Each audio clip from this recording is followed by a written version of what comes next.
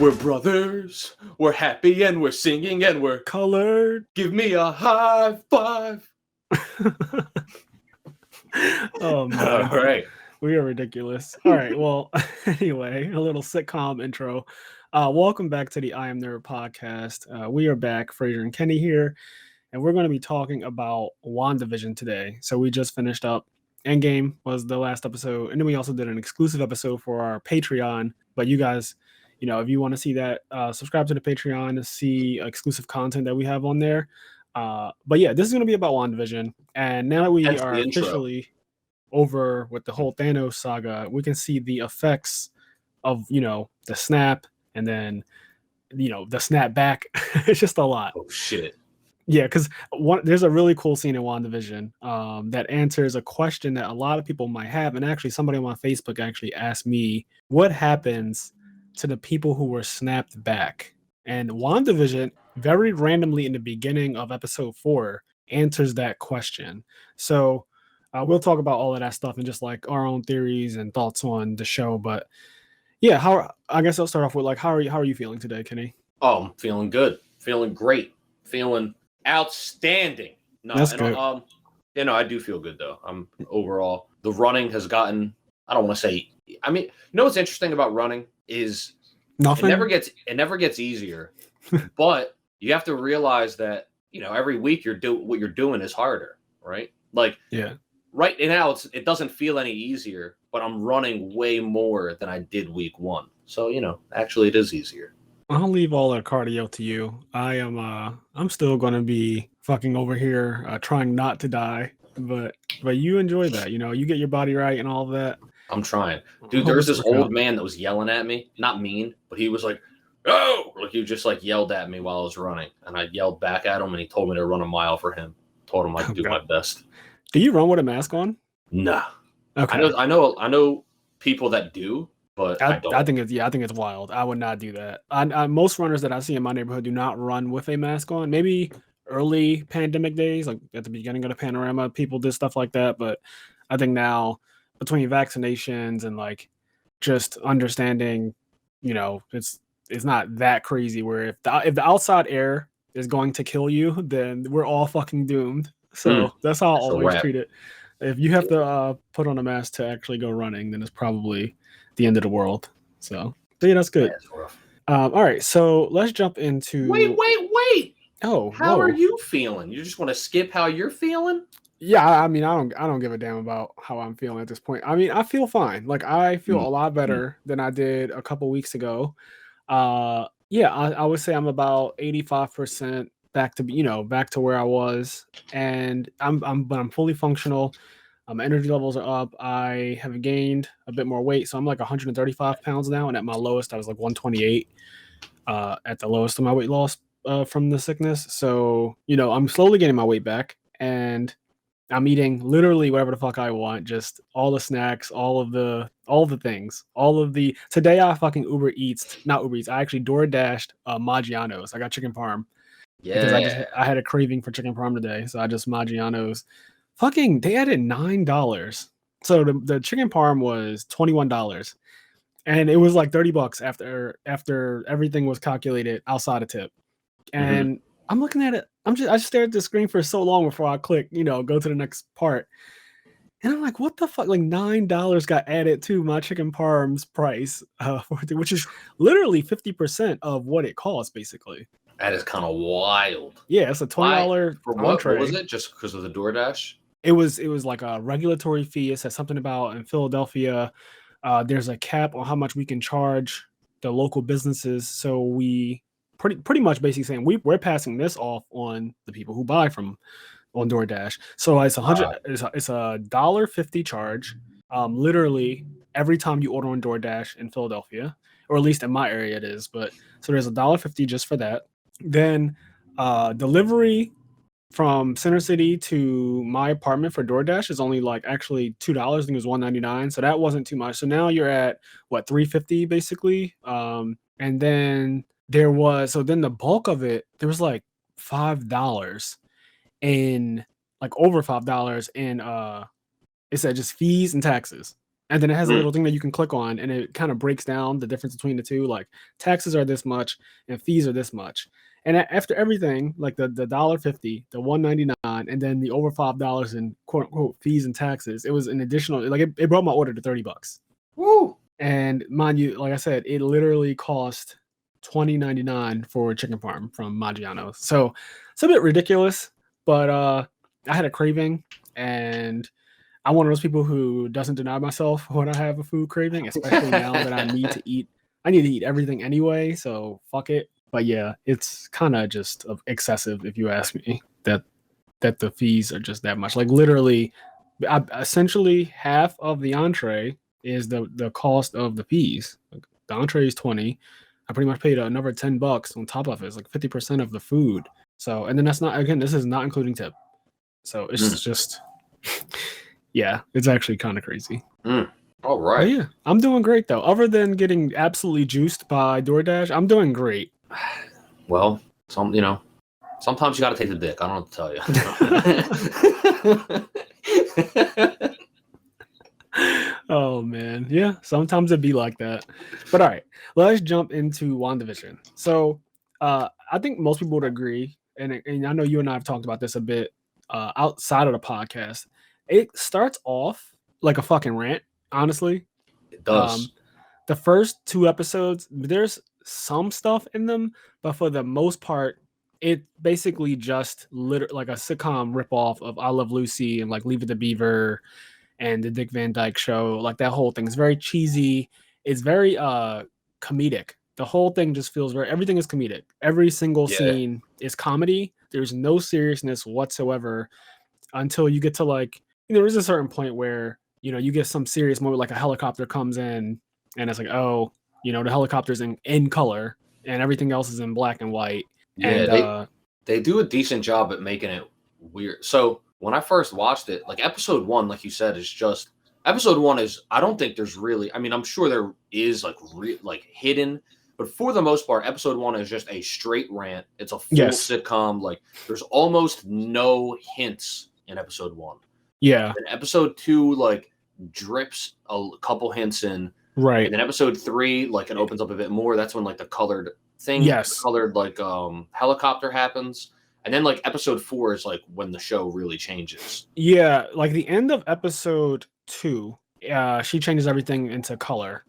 And then is that the end of 2? I thought that was the end of 3. I think it's the end of 2. You might be right, though. You're probably right. Yeah, no, you are right. You are right. Okay.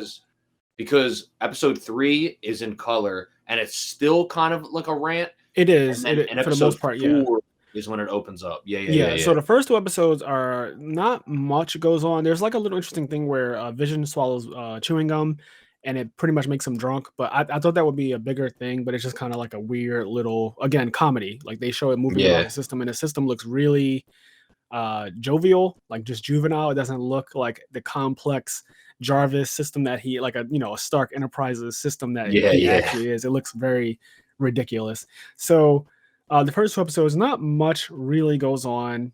And then when she puts everything in color, episode 3, like you said, it still is for the most part just following a sitcom, still very much comedy, but she gets pregnant. And that part is like, all right, this is a bit wild, obviously, because, Vision can't actually do anything to have a child, but, her magic she can do any fucking thing with her magic, like, right? She really can. Like, that's what this whole show's about is. And I mean, literally creating life is not out of the question for her, which is so wild.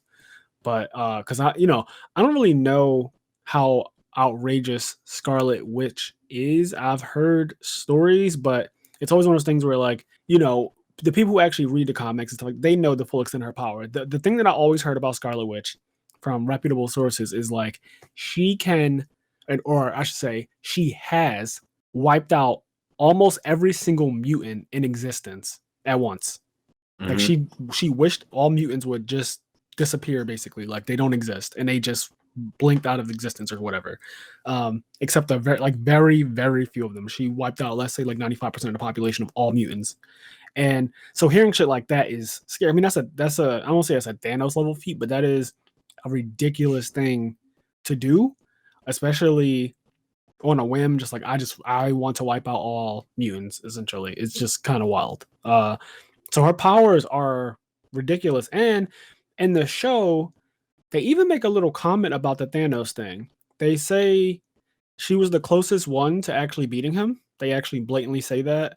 And then Yeah. someone else was like, well, Captain Marvel was kind of close too. But then when whoever says that, they kind of look at the person like, like not really. And even me, I just watched Endgame last week, and Captain Marvel really wasn't close to beating Thanos. Like, yeah, she was Like she stronger than him threw in that one hands, moment. but Yeah, like she had him doing, she gripped his hand up and all that. And then, but at the same time, it's like he immediately just was like, all right, Power Stone, punch. And she was out of the picture for the rest of the movie. I don't recall her at any point after that except the funeral. So, yeah, rant. so, but and it's funny, we didn't talk about it during the Endgame episode. We didn't talk about Scarlet Witch's interaction with Thanos. No, we didn't. But she actually did do a really good job when he had to say, just like fire, have all the ships fire straight down on the battlefield, and they were like, "Sire, what about our troops?" He's like, "Just do it," because he was literally, I guess, about to die or be ripped apart, whatever the fuck she was going to do to him. Yeah, she's immensely powerful. But what's interesting about WandaVision, if you have or haven't seen, if you've obviously we're talking about it, if you haven't seen it and you're just listening anyway, I think I said this in one of the previous episodes. Just watch it. Watch episode 1, and if you're going to be confused, just keep watching it because it'll make sense. They took a risk. I gotta say they took a huge risk because when I started episode 1, I was like, what the fuck am I watching? I'll tell you this right now. So I didn't watch WandaVision until it was on the season finale, and then I started from the beginning.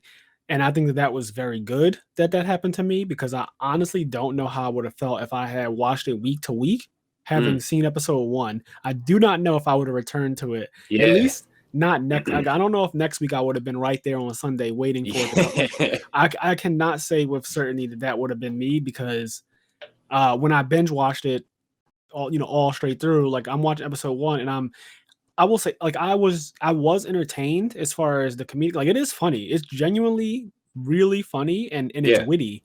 Like, whoever it's an entertaining show, but you're watching it and you're like, what's the point of this? What am I watching? Like, I'm watching this because it's part of Marvel and it's part of this whole thing. Right. So yeah, because I was going through theories. I was like, at first, when I first watched it, I was like, oh, maybe they're just like, this is after the Thanos snap, whatever. And so they got jobs. Like, I legit thought they were like on set and they got like jobs. Yeah. Like on set doing a show or some stupid show. And then like as it's going, and then I'm watching, I'm like, but isn't Vision dead? And I was just like, wow, maybe like, I don't know, maybe he did come back or whatever. Like, I was just like, what? I also didn't know if this was in between something. Like, I didn't know if this was like some Civil War shit where like how the Black Widow movie takes place like after Civil War, but before Infinity War Endgame. So I didn't know as I'm watching, because you said Vision is dead. The Vision that we find out later that she created, like literally fucking created, he has the stone and everything. Like, he's complete. Yeah. He's completely Vision. Yeah, it's pretty fucking crazy. So like when you look at him, it like you don't know that that's not the real Mind Stone. It looks just like it, and he looks exactly like, he acts like himself. Everything's very normal. There's obviously little, like in the beginning, he can't remember their anniversary with the date or whatever. But that's still not enough to tell you that he's not the original Vision. Like, that's not enough. That's also something that was interesting too, because I was, in addition to thinking like, oh, maybe it's like a sitcom, and then I was like, maybe it's not, and then like I was like, maybe they're like trapped in something. But once again, I was thinking like, that is Vision, and I was like, how is he even alive? So I'm thinking like, that is Vision, and like maybe they're like in some kind of trap and they're like stuck in like some dimension. But then I was also like, and so I was interested in figuring out like, what's going on, how's Vision there, what is happening. And like you said, the actual episode on its own, just as a sitcom, was kind of comical and funny and entertaining. But for episode 1 and 2, especially after I got to episode 2, I was still entertained, but I was also like, okay, like, where is the show? Like, when's it going to tell me? Because even when she turns everything into color, you still have nothing. Like, you don't have anything that's like, okay, this is the point of the show. This is where this is going. It's still very much like, what the fuck is this? There's a talent show and a talent show. Again, very funny stuff, but it's just kind of hard to stomach unless you binge it. And it's kind of, you just kind of get through it really quickly. But I think on a week to week, I would not have survived, especially after episode 2. I mean, I guess once you turn everything to color, like, okay, we're finally getting somewhere, but still, like, with the attention spans in 2021, I don't know. But that's something that threw me off. So when I got to episode 3, because I thought the same thing. When I went to I got excited for episode 3. I was like, oh, episode 3 is going to be some real shit. Right. I got to episode 3, and most of episode 3 was still kind of just it's the same thing. A sitcom. Yeah. And I was like, I was getting over it. I was like, oh, okay. Yeah. Like, the interesting part was that she was pregnant and she was going through her trimesters extremely fast.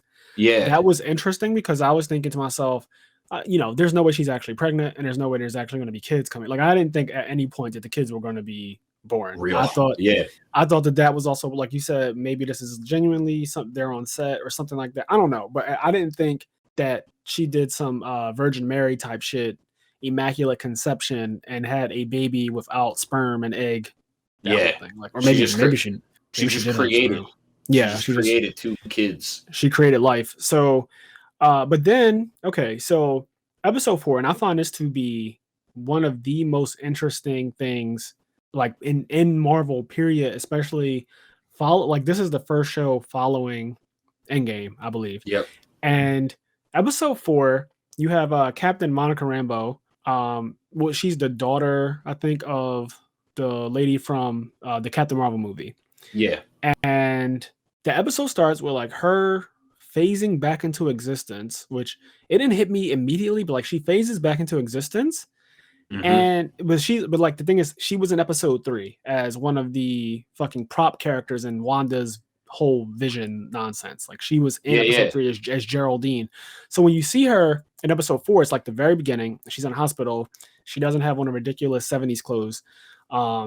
She like comes back and then she leaves the hospital room that she's in, and then she starts walking past other rooms, and you're seeing other people literally form out of nothingness, and then it hits you like, oh shit. Yeah. It's actually wild. You actually see a priest next to someone's bed, and it's like, I think he has like a Bible and everything like that. Like, because you forget, I forget anyway that when people are dying in hospital, like sometimes they have clergy come to pray over their bodies. So everyone is appearing literally exactly where they were when they got snapped away, which brings a lot of interesting ideas and theories, because again, in the last episode, we talked about how being snapped away on the highway led to a lot of deaths. What if you were a helicopter pilot and when you came back, like, okay, well, now you're dead. Like, so you just exactly fall from the sky. So exactly that. If everyone returned to the exact same spot, which we have no reason to doubt, because that is literally what happened in the episode that Marvel showed us, that you return in the exact same spot. If everyone did that, then a lot of people died again. So Thanos' snap, and it has a lot of complications to it that resulted in many lives lost. Like, I imagine hundreds of thousands of people had to die because, okay, think about this. Imagine if you were in a building that no longer exists. And what exists in its place is like where you were standing when you got disintegrated, you became one of the Vanish, is like now, a fucking huge brick wall or something. So now you appear inside this brick wall and you just die. Like, you just get fucking merged with the wall and you just get killed. Yep. Any crazy way, or imagine you were in a car on the highway. Obviously the car is not on the highway anymore. It's been 5 years. Someone's moved that shit. So when you appear, people are just appearing on the fucking highway while people are driving. Just getting smoked. Yeah. I'm going to just have to assume, because like if you went and like brought this up to like I'm just going to have to assume that Tony Stark like took that into consideration. He's a genius. I'm going to have to guess.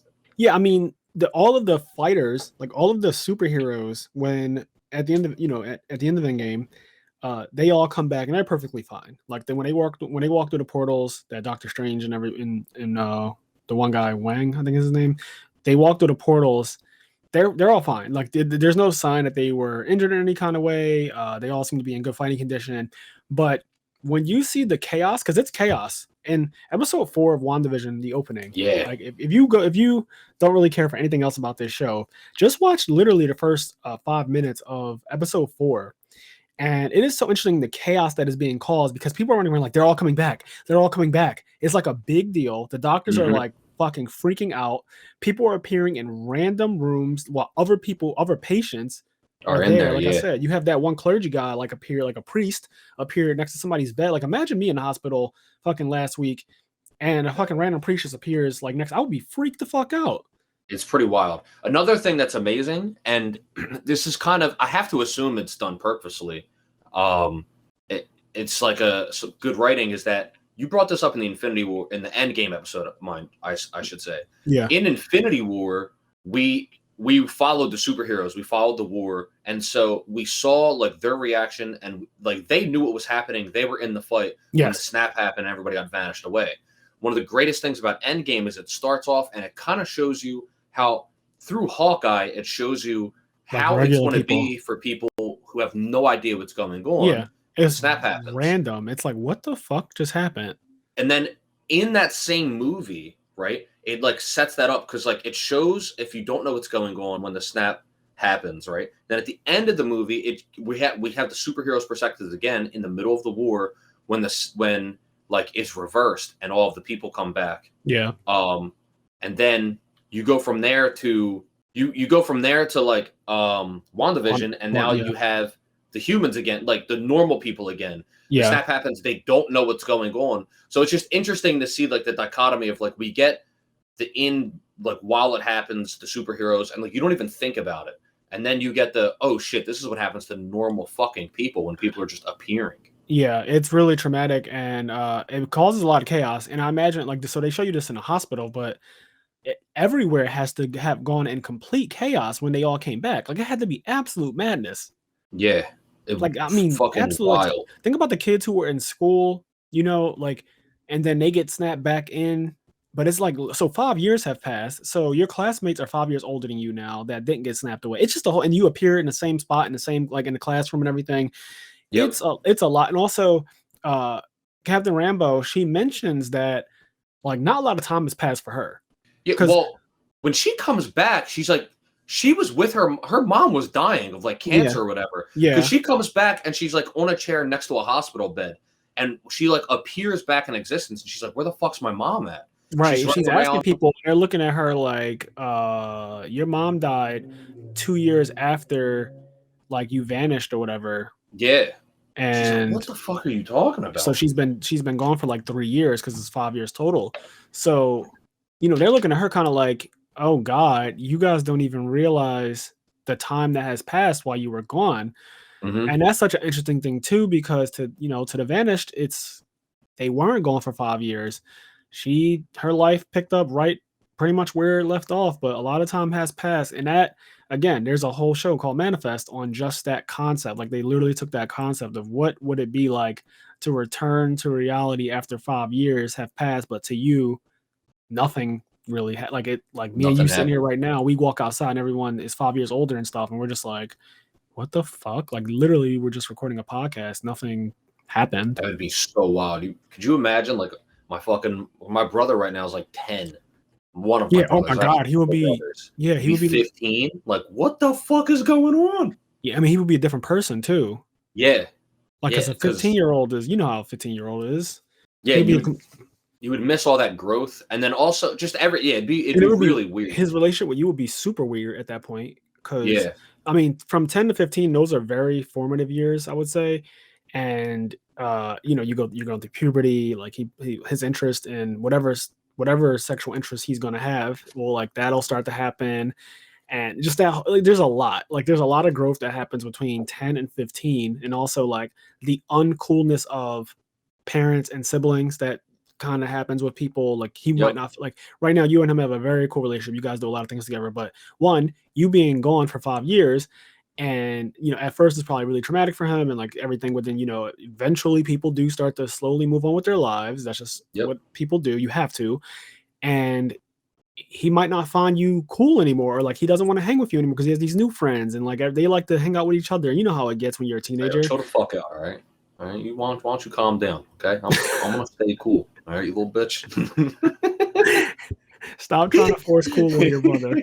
At some point, Kenny, he's not going to find you cool anymore. Listen, look, all right. I got Full Metal Alchemist. All right, You do. I got You have a Cowboy lot. Bebop. You have a whole store of shit that makes you cool, but at some point it's going to run out. The well's going to run dry. Nope. And he's going to be like, you know what? I want to chase after these girls now because that's what's cool. So, and then I'll show him the way. I'll show him the way. Not the way. But yeah, 5 years. Episode 4 is pretty wild. And then that also, episode 4, essentially it's at the time you don't super realize, but it's a flashback because it takes place, or at least most of the episode takes place before episode 1, 2, 3. Yeah. And it shows her leading up. It shows that girl leading up to how she ends up in the which is also another cool thing is she's an outsider. So at the end of episode 3, Wanda gets angry and says like you're a stranger, basically. You're from the outside. Like she realizes that she's not from the town originally. Like she came in through the force field that Wanda created. So she forces her out. Mm-hmm. And in episode 4, they actually show that Wanda pushed her through a fucking bookshelf, a house wall, another house wall, and like something else, and then sent her through the force field. So she like fucked her up real bad. Like it looked like some Dragon Ball Z shit, getting hit through a couple buildings. She pushes her through a lot of shit and forces her out the force field. And then when she's like fired out of it, a bunch of the CIA and FBI, they literally pulled together every different acronym agency that they could, because they don't know what the fuck is going on. They pulled together everybody's sword. Everybody's there, and they all like swarm her as she's laying on the ground in pain, clearly from being forced out of the thing like that. And that is like, this is where it finally gets interesting. And I want to say, so I watched it again, like I said, literally today and yesterday, and it really gets good here. Like I think it's actually phenomenal from this point forward. Like the show is amazing from episode I agree 3 to like the end of 3, and then starting from 4, especially with the snap thing and like everybody coming back. The entire episode 4 I think is like is one of the best episodes of the entire WandaVision. But then also everything that happens after this is super, super fucking cool and really good to see. I think WandaVision's better as I definitely think it benefits from a rewatch. Like it's good. I think it's good, period. But yes, like I said, on your first watch, you're really confused, which if you keep watching is cool because you're just trying to figure it out what the fuck is going on. Yeah. And big risk they took, but I think it pulled off because especially when it does hit and all the pieces come together, it's like holy shit. And yeah, it's really as it good. goes later on and even more pieces come together that we'll get to, it's really, really cool. But on a rewatch, I can imagine, I haven't rewatched it yet because once again, I watched it recently. On a rewatch, I can imagine it's even better. Because I know what I'm looking for now. Like I know, exactly. So yeah, it has that Game of Thrones effect where the rewatch is actually better than the initial watch. Like obviously, your initial watch, you get all the plot twists and stuff like that, and that's great. But on a rewatch, you notice things that you didn't notice the first time, and I love that more. I always love that more. It's really cool. Then it makes things not seem so haphazard and not random as they might have seen on the initial watch. You realize foreshadowing.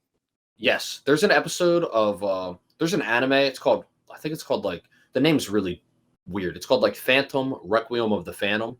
It's I'm not going to get into exactly what it is all about, but I remember I watched that whole anime, and then when I rewatched it in like episode 2, they show a character and there's a character involved that doesn't show up until like episode 15, and on episode 2, when you first watch it, you don't even realize that person is you know what I mean? Like you don't even realize that person's part of it. And then when you rewatch it, you're like, holy shit, she was there? Like what the fuck? Right. And so stuff like that's really cool. Yeah, you didn't notice it because you weren't looking for it. You didn't know to look for it, even though the writer put it in there. And obviously they put it in there in a kind of a hidden way anyway, because they don't really want you to pay too much attention to something like that that early on. But it's almost like good writing tends to have this thing where they intend for stuff to be noticed on the rewatch. It's that good. Like, yeah. So I really enjoy that about rewatching this and knowing like, okay, from the beginning, this is all Wanda created all of this. And she created Vision. I know that the kids are created by her. I know that all of this is part of her fucking chaos magic and all. Like I know, I know that there's like a force field and it transforms people when they come into it. So then when I'm looking at Geraldine, which is actually Captain Rambo, like when I first see her personality, I was looking like, is she pretending to be this 70s sitcom character to go along with it, but she's really trying to investigate and get close to Wanda? I'm trying to see if that's like what's going on. And then she has on like the little necklace with the sword on it, and it's like that tells you the agency she's from. There's a lot of little things like that you're looking for the second time. You're like, there's also a fucking stork walking around that she never seems to notice. But when you're rewatching it, you're looking at her like, does she really not notice it, or is she pretending not to? And then she makes that one comment that Wanda gets really mad about, and it's like, who are you? Yeah. And she's like, you're it's not really, from.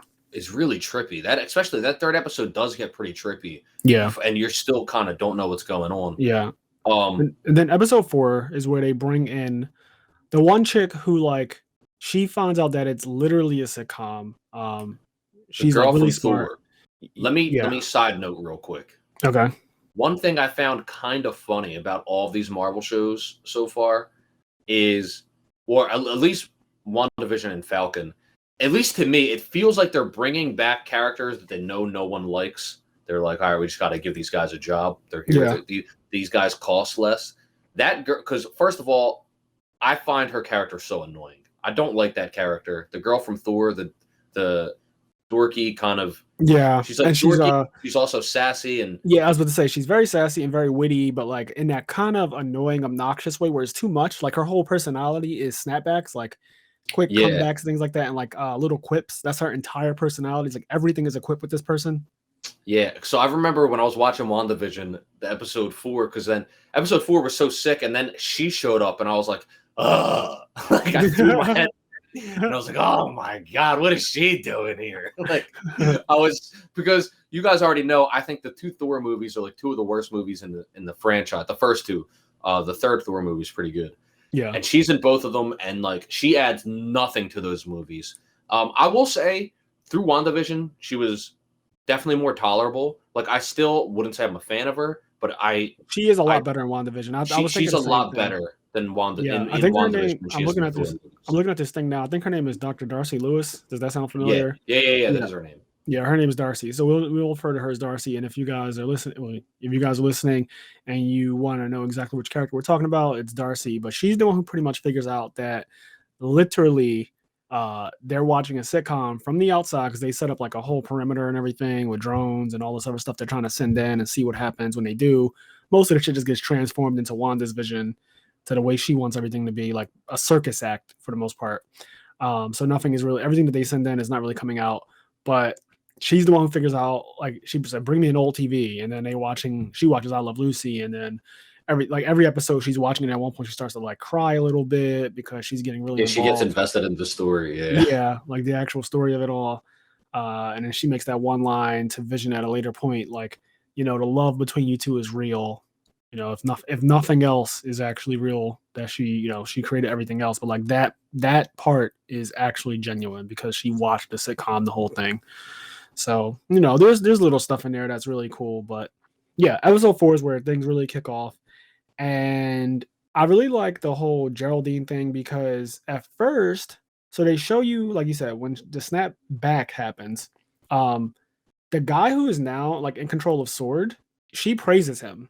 It's like everyone, like, to her, he's a good thing.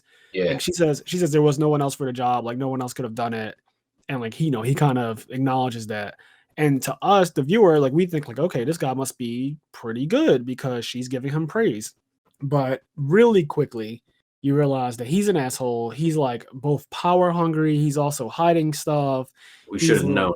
We should have known we couldn't trust a white man in power. And he's old. She makes a comment about him looking old and shit. Yeah. Oh my god. And he's like, you don't look a day over whatever. And like, look, man, in the Marvel universe, if there's an old white man in power, be aware. All right. Yeah.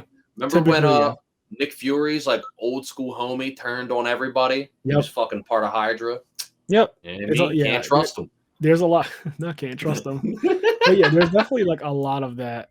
And so yeah, like Geraldine / Captain Rambo, they have a good conversation, but then you quickly realize that he's an asshole and he's pretty much an antagonist. Like he is an antagonist, and they try to like go inside of the Westview is the name of the city that she, or the town that she took over in Jersey.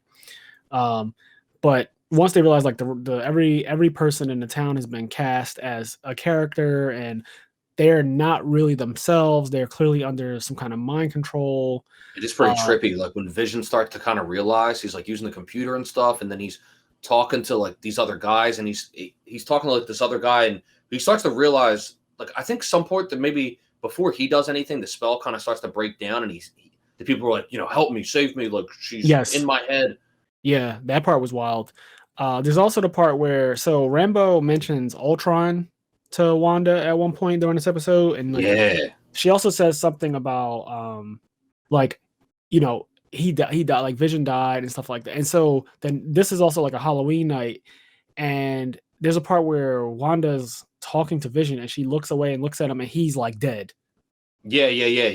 And it freaks her the fuck out. Like it like makes her scared of him. He has like he just looks like he looks all decayed and kind of petrified, like he's grayed out or whatever. Yep. But it like freaks her out. And the same thing happens later on with her brother, who comes back, but he's not like actually her brother, obviously. Like, that was so like they got a whole different actor. I was like, what is this guy? Yeah, that shit was wild. But she was like, you wanted him so bad to be back that you believed it. You bought into the fact that was your brother, but it's literally not him.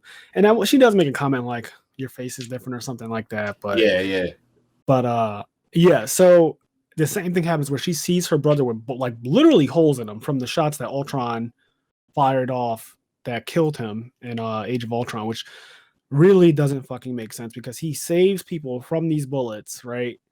And then he's not fast enough to save himself. It's just kind of like, I have many gripes with Age of Ultron, but him dying to fucking bullets that he literally saved other people from being hit by is just so dumb. So it just reminded, like, this show goes out of its way to remind you of how dumb his fucking death was. Like, I just think that was so obnoxious. It's like, y'all went out of y'all way to remind me that the Flash, like, he's not on the Flash's level, but the Flash in Marvel got fucking pieced by bullets. Like, it's so dumb. Oh, man.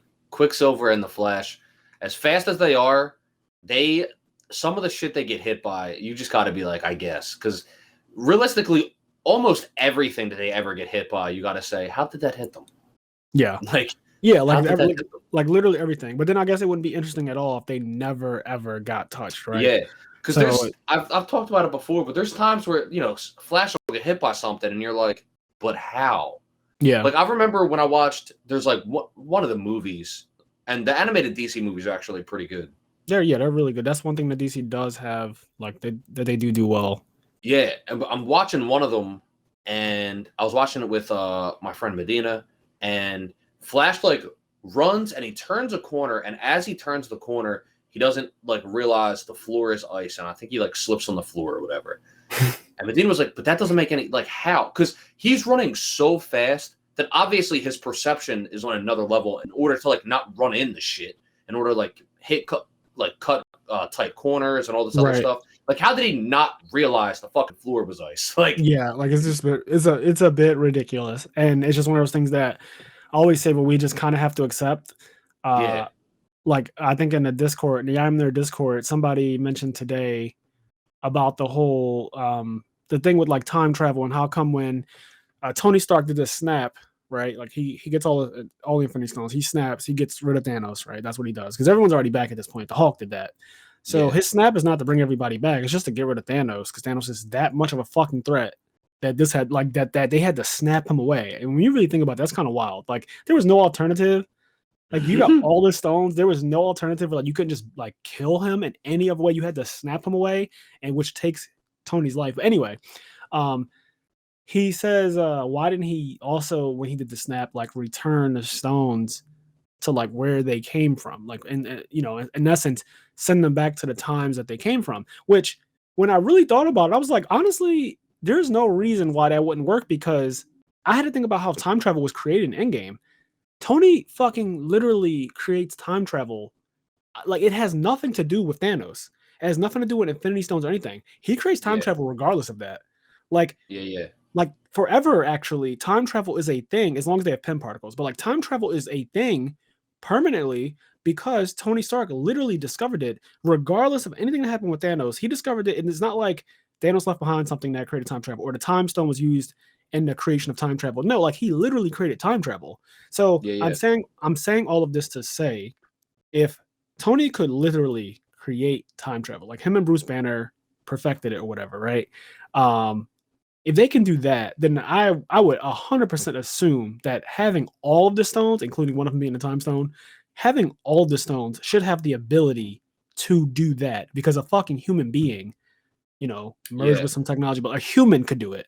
So my guess, my like sort of devil's advocate argument to that is so they don't obviously go into the mechanics of what happens when you use all the Infinity Stones, when you use the gauntlet. We have no idea. Like I can only assume it's like to some degree like a thought, like a singular like thought process, or like a wish, so to speak, and trying, like, obviously all of what Tony Stark did in terms of like getting rid of Thanos and his whole army, like that was already enough to kill him. Yes. So it's possible that he wasn't able to also add to that wish, or right, like you said, maybe it's a singular thing at a time. Yeah, like because Thanos is able to do two things. And even Thanos though, like he didn't snap, destroy half of the universe's population and destroy the Infinity Stones in the same. It wasn't in one sitting. It was two different uses of the gauntlet. So by that same measure, I would imagine that Tony Stark wouldn't be able to do the first thing and then also manipulate the Infinity Stones' whereabouts in the same instance. Right, and that's all we have to go on. Like, again, none of it really makes perfect sense, but like you just have to accept this is what this universe proposes. And that's kind of what I said. I literally responded to Discord and said, like, I agree that like a lot of things don't make sense, because I always talk about why the fuck are you erasing half the population and not just creating more resources? Like, it just seems ridiculous, right? And if you want to get rid of people, then you can choose to get rid of people who would seize these additional resources, because I always say that there will be people who say, oh, the resources have been doubled. Like, let's say the Earth was literally doubled in size and doubled in resources. The people who are in power now will be like, well, we're just going to fucking take all the additional resources and hoard them and, seize them. Again, like the same way the world is fucked up now, there's like hunger and all this other stuff. They would just make sure that still continues, because that's how they stay in power. Like, everyone can't just be doing well off, because then once people have time to focus their attention on other things besides these really pressing matters, they look at the government. Yep. So it's one of those things you just have to accept. Like, why didn't he use the Infinity Stones for this other reason? Why didn't the Infinity Stones get returned with a snap? And I definitely agree with you though that it does seem like when you do use them, it's a singular thought or a singular like wish that can happen at a time, and then and then you could do another one if you can handle it, which Thanos can. And even after doing a second one, he said it nearly killed him. It did not kill him though, which is crazy. Yeah. Only one wish. It twice. Yes, one wish killed Tony, and the wish wasn't even that wild. Again, all Tony did was wipe out Thanos. Like, right? I'm not crazy when I say that, right? Like, to my memory, it was Thanos and his whole army. Yeah, his whole army. But like, literally, that is it. Like, he didn't do anything else. Thanos, he didn't do a universal scale thing, right? Like, he wiped out half of the entire population. And if you look at the end of Infinity War, when he sits down, he smiles. He is not damaged. He is fine. So that wish didn't do anything. And the second one that he used to destroy the stones took an immense amount of power. He said, so clearly there's also some aspect that's like, not all wishes are equal. Yeah. Not all snaps are equal. So that's also like cool. And it's great that we can even have this conversation about all of the nuances to this, because I wouldn't really think too much about it. That like how you said, the singular wish thing at a time, like one at a time, like even Thanos did one at a time, because I'm sure Thanos thought like, I do want to half the population, but I also want to be done with the stones. Like, that wasn't something that he thought about afterwards. I'm sure we talked about how much of a super intellect he is. Yeah. And not only is he a super intellect, we saw how fast he fucking realized, oh, these guys time traveled. So not only that took him less than a minute. So not only is he a super intellect, he's had years, decades on this plan. So no one can convince me that he didn't already know he was going to do a second snap. Yeah, like he already knew the next part of the plan. Yes, he knew exactly where he was going to go, like which planet he was going to go to. Like Nebula said, he used to talk to me about it all the time. And I'm assuming that he also probably mentioned what he was planning to do with the stones afterwards. At least if he didn't mention it to her, he already knew himself. He kept it to himself, so that way no one would try to like, I want to stop him because I don't want to destroy the stones because maybe they're greedy and they want the stones for themselves. You know what I mean? Because he said all they could be used for at this point is for like temptation. Mm-hmm. So yeah, really, really good stuff here. But yeah, back to WandaVision, like there's so much good stuff that happens after episode 4 and after. And like again, this is where things start to fall apart for Wanda. She starts having a problem like holding. It's interesting when you start to see like quote unquote glitches in the system. Like I remember there's this one episode where the guy's like doing his hedges, and the next time you see him, he's like chainsawing into a concrete wall. Yes, and like you see him like, and he's like, "Hey, how you doing, buddy?" and it's like, what the fuck is happening? Wanda even makes a comment like, "Hey, you might want to like not do that," basically. And then he kind of agrees, and then he goes right back to doing it. Yeah. So you start to see like the glitches in the system. It's also interesting, even after like the show opens up and you realize, okay, this is really part of the MCU. It's following the storyline. Shit's still happening. It's interesting and honestly, I think really cool and creative that they still continued each episode with kind of a sitcom theme. Because then after that, you get like Malcolm in the Middle and like other sitcom references. So it stays in the sitcom theme for WandaVision, even though they're expanding the story and actually progressing the actual Every plot. episode typically moves you about 10 years. So it starts off in the 1950s with like the I Love Lucy stuff. And then it goes 60s, 70s, 80s, like clearly 70s as episode 3 when you see Geraldine with those pants on. Like she looks like she is a black woman straight out of the 70s, right? 100%. She has bell bottoms on and everything, the little fro. Like it's very clearly 70s. So every episode moves you about 10 years. And it stays consistent pretty much through every single episode up until like the finale where it's just like an all out kind of whatever thing. It's not really like they're current at that point. Like you move 10 years so many times, you end up at 2020. So but yeah, I do think that it's cool that they kept that consistent throughout. I think it's a very nice touch because when I was first watching it, I noticed it, but it wasn't really as impressive to me. But then the second time watching it, now that I know that every episode is going to switch to another time, I was like, oh, this is kind of really cool. Like as I'm watching, like, this is actually a cool aspect of this show. I liked it a lot because I noticed, because not only that, like you know how shows, movies, anime, whatever, they'll have an intro, an opening. And the opening to WandaVision was different every single episode. The opening was based on whatever the opening was for that era. Like there was one that was kind of based off Full House, which is pretty interesting because obviously the main actor is the sister of the Olsen twins. Yep. She's the younger sister of those two, I believe. Yeah. And at this point, like she is the Olsen. She's the premier one because the other two's had a bad time of it. All right. They've had a bad time of it since then. It's crazy. They started off definitely winning the race as far as who was carrying the Olsen name, but 100%. The younger sister came up from the rear and she is just fucking bodying. Like I really like I think her name is Elizabeth Olsen. I really like her acting. And I think she's a good actor, and she's just a great actor. I didn't realize until like later, before I watched WandaVision. But my point is, like, I didn't realize she was part of the MCU. I didn't realize that was like an Olsen sister until like somebody said, and I was like, wait, really? Somebody told me too. I was like, she's related to like Mary-Kate and Ashley. That's their names, right? Yeah, Mary-Kate and Ashley. And it's pretty trippy. And then when you look at her, she does like you can see the similarities, but you know, I didn't know. I didn't realize she was even on the radar, and she made it into one of the biggest movie franchises. So like, good on her. Yep. Yeah.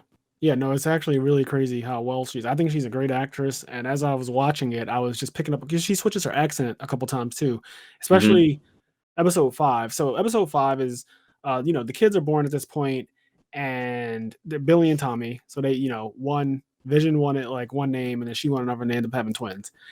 And so they get both names. Which is wild, by the way. You know what that tells me? That tells me that she magically made herself pregnant. And then when they couldn't decide on a name, she fucking was like, okay. And she was like, I'll give myself twins. Like she fucking split them in two. Yeah, I think that she just kept like she didn't understand. She doesn't even consider herself like a sorceress or anything. Like when Agatha all along decides to tell her like what she is, she's like, I'm not any of that. She doesn't realize that like what she's doing. I think she even says at one point like I don't do magic. Yeah. It's like, She bitch, have doesn't you fully looked understand around? Have you fucking looked around? Yeah, she doesn't fully understand what's happening. Like, she thinks that her powers are, I guess, I don't know, manipulation or probability, but it's like, no, this is magic, darling. Like, this is very clearly magic. But episode 5, so you have the kids, they found a dog, and they're like, oh, this is wild. They're like, oh, can we keep it? And she's like, no. And then she looks at Vision, they're like, and Vision whispers to her, like, tell them that they can't have a dog until they're like 10 years old, basically. Yep. And so Wanda's like, yeah, you guys can't handle a pet because it has a lot of responsibility until you're 10. And they fucking literally decide on their own, apparently they decide on their own to just become 10 years old. Yeah. So they go from 5 to 10 in front of them. Like, they just age themselves up. And there's a comment that they make in a later episode, don't age yourself up. Yeah. Something happens where the dog dies. It's like Sparky dies like later on, and they feel really bad about it. And she tells them, do not age yourself up to get rid of the pain. Like, don't just try to like skip this part. Like, some things are forever, which is really funny. And it's also an important part of growing. It's like you learning. Yeah, like, it's an important part of shaping your personality and who you are as a human. Experiencing loss. Every human has to do it.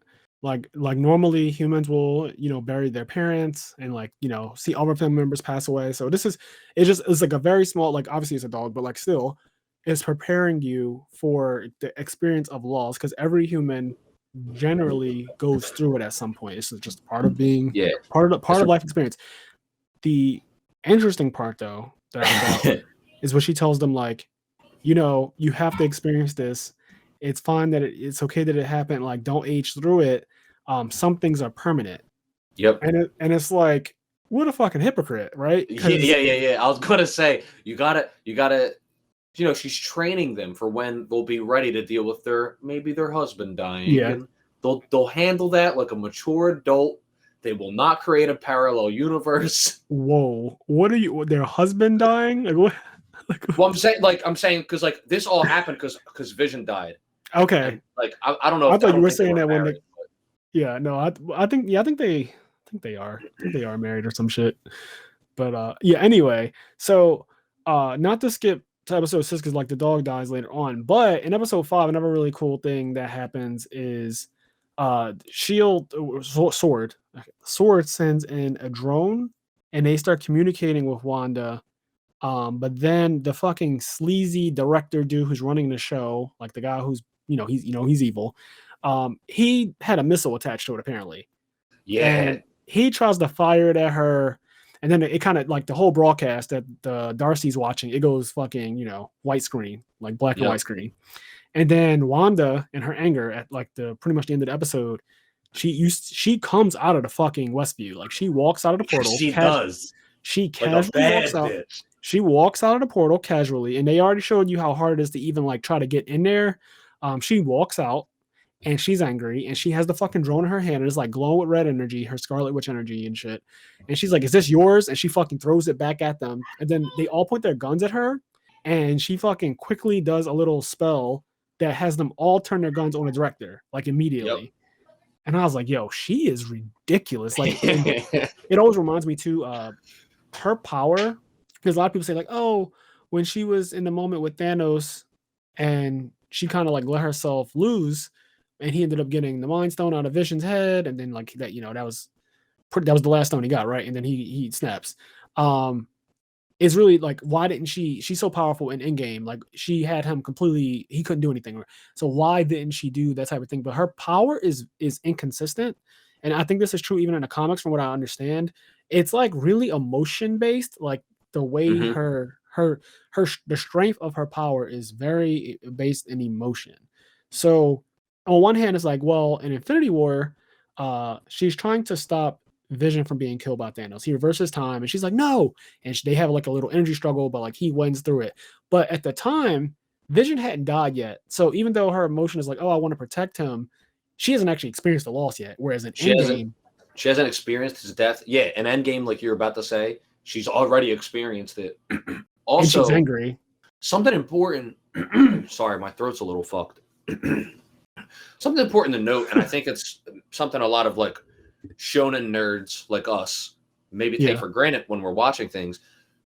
When she doesn't use her full power and her power is inconsistent and these other things, I think that people need to remember and realize that not everybody is an experienced combat artist. Not everybody is an experienced tactician fighter in the middle of combat. She is not she's not Goku. She's not Luffy. She's not Gon Freaks. She's not Killua. She's not an experienced warrior. She's not a soldier. So the things that we as like shonen nerds were like, well, why didn't you do this? It's like, well, she doesn't have that instinct. She doesn't already have that. She, like you said, it's on top of her power already being emotion based, but on like her application of it is emotion based. She doesn't have trained instincts or tactics or anything yet. And I think WandaVision, this show, is a very clear tour of how her power scales and how it works.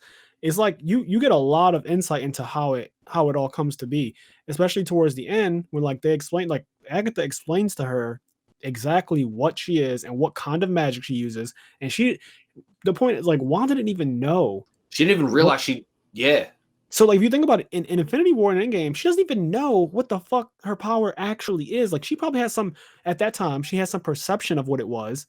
And that definitely wouldn't allow her to tap into the full power of it. Also, let's be clear, there wouldn't really be much of a Marvel universe if she was just at full power always, right? So like exactly. For people who are like, well, why didn't she just do Thanos 30 in Infinity? It was like, well, do you want a story or not? Do you want a story? But once again, it's like you said though, she wasn't able to do that yet because they show in whichever episode it is when she finally breaks into like the facility and she finds Vision, like she creates. That just happened. People are messing with my TV. She creates this whole this little pocket dimension, this thing that she creates. She does it emotionally instead, like it just happens. And once she's in there, you can tell that throughout the episodes, she starts to like remember what's happening, but she doesn't fully understand what she did, how she did it. Like I think the kids aging up, I think that's partially her. Like I think when he was like, they can do it when they're 10. She turns back around. I think it's partially like in her head, like she's now thinking of them being 10, and that power gets transferred to them, and then they become 10. You know what I mean? I mean, they're also blatantly created from her. Yes. So them being literal spawn of her magic. I mean, they're created from chaos magic, which is again wild. But one of them actually just has a version of her powers. Like one of them is super fast. And the other one has Quicksilver. Yes, one of them is super quick, which I would be annoyed that that's the one that I got.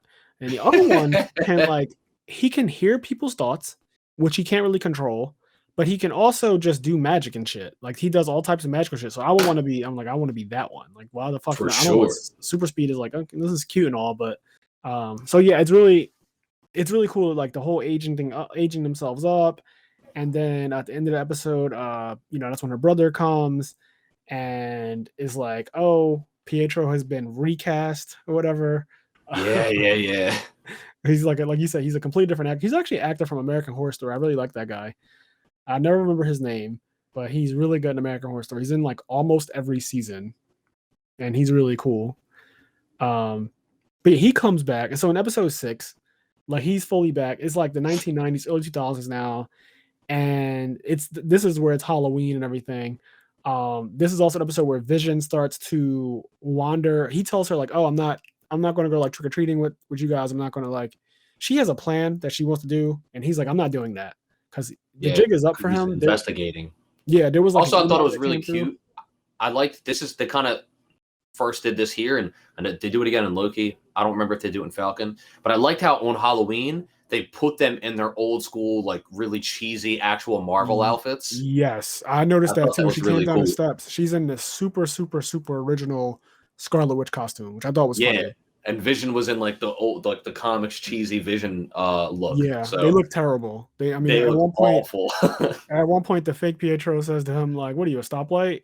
Yeah, it's bad. He's literally red, yellow, and green. It's really, really ignorant joke. But yeah, Pietro, so it's Halloween, and Vision's like, "Oh, I'm not doing anything with you guys. I'm actually on." He lies and says he's like on a neighborhood watch or some shit with the one black neighbor. And then when Wanda talks to the neighbor, he's like, oh, he's not working with us. Like, that's not a thing. And then they show Vision again, and Vision's like, he's now wandered off to close to the edge of town, and everyone's frozen for whatever reason. It's like, I guess her glamour, her powers are like not stretching that far.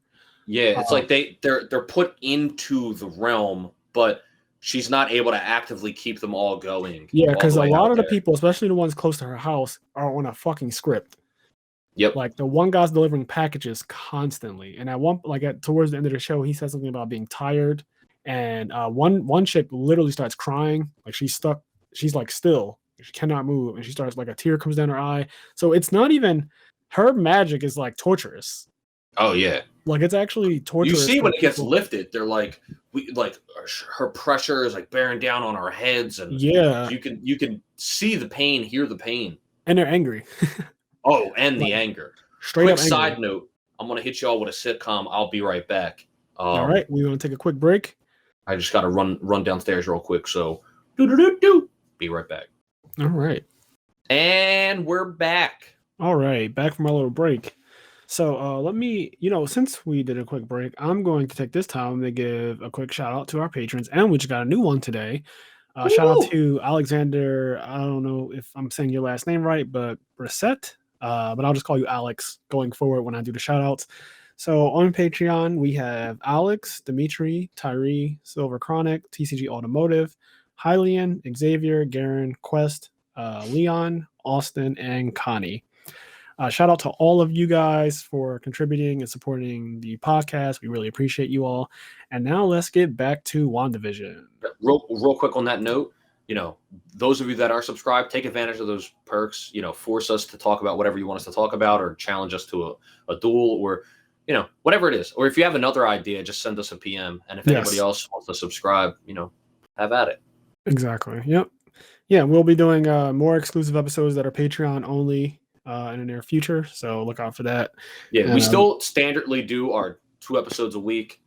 But we just record a bonus episode a month for the Patreon. Yep. All right, so back to this. So we were talking about like Pietro being back as Halloween, and I don't know at what point, even when I'm rewatching, I was looking at Agnes, obviously, right? Because you know that she's the villain once you've seen it.